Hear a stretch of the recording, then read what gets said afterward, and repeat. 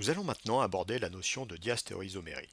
Dans le tableau synoptique de l'ensemble des isomères, nous nous focalisons dans les stéréoisomères sur les isomères de configuration, c'est-à-dire ceux qui ne peuvent s'interconvertir excepté par rupture de liaison. Et dans l'ensemble des isomères de configuration, nous allons regarder les diastéréoisomères, c'est-à-dire ceux qui n'ont pas de relation objet-image spéculaire l'un avec l'autre. Dans ce cadre-là, nous distinguerons les isomères Z et E qui sont liés à un stéréocentre double liaison, des isomères cis-trans qui sont liés à un stéréocentre de type cycle moléculaire, et enfin nous distinguerons l'ensemble des autres diastéréoisomères à partir du moment où nous avons plusieurs atomes de carbone asymétriques au sein d'une même molécule. Des diastéréoisomères sont des molécules qui possèdent les mêmes enchaînements d'atomes, mais qui ne sont pas superposables, tout en n'étant pas images l'une de l'autre dans un miroir. Lorsque le stéréocentre est une double liaison, on parle de diastéréoisomérie Z ou E. Pour déterminer la configuration Z ou E d'une double liaison, on utilise les règles de Cannes-Ingold-Prelog pour classer les substituants de chaque atome de carbone portant la double liaison. Prenons l'exemple du propénol.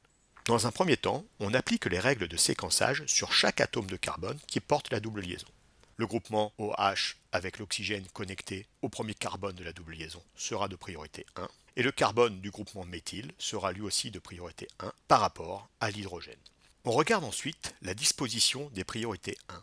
L'on constate que les deux priorités 1 sont ici du même côté du plan coupant la double liaison en deux. Nous sommes dans une configuration Z, provenant de l'allemand zusammen, qui veut dire ensemble. Si par contre nous avions cette configuration de notre molécule de propénol, nous pouvons réappliquer les règles de séquençage. L'oxygène est prioritaire face à l'hydrogène et le carbone est prioritaire face à l'hydrogène sur le deuxième atome de carbone de la double liaison. On regarde de la même manière la disposition des priorités 1 par rapport à un plan coupant en deux la double liaison.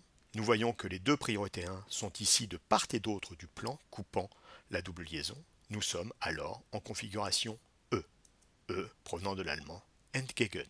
Si maintenant nous avons un stéréocentre qui est un cycle moléculaire, comme ici, un cyclohexane disubstitué par un groupement alcool et un groupement amine. On applique de la même manière les règles de séquençage sur chaque atome de carbone du cycle comportant une asymétrie. Les deux substituants prioritaires que nous avons dessinés dans cet exemple sont du même côté du plan moyen du cycle. Nous sommes ici face à une configuration 6. Dans cet exemple, nous voyons que le groupement OH pointe en avant du plan moyen de la molécule, alors que le groupement amine pointe vers l'arrière par rapport au plan moyen de la molécule. Les deux substituants prioritaires sont donc de part et d'autre du plan moyen du cycle. Nous sommes dans une configuration trans. Si une molécule contient plusieurs carbones asymétriques, toutes les configurations qui ne seront pas énantiomères seront alors des diastéréoisomères. Une molécule possédant N atomes de carbone asymétriques possédera 2 exposants N stéréoisomères, qui seront des diastéréoisomères et des énantiomères. Prenons l'exemple de l'acide 3-amino-2-hydroxybutanoïque pour illustrer ceci. Nous avons ici la configuration RR et nous constatons que cette molécule a donc 2 atomes de carbone asymétriques. Il y aura donc 4 stéréoisomères au total.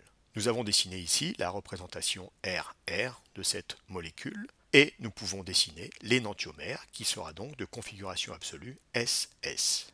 L'ensemble des autres configurations, le RS et le SR, par rapport à notre première molécule, correspond donc à des relations de diastéréoisomères.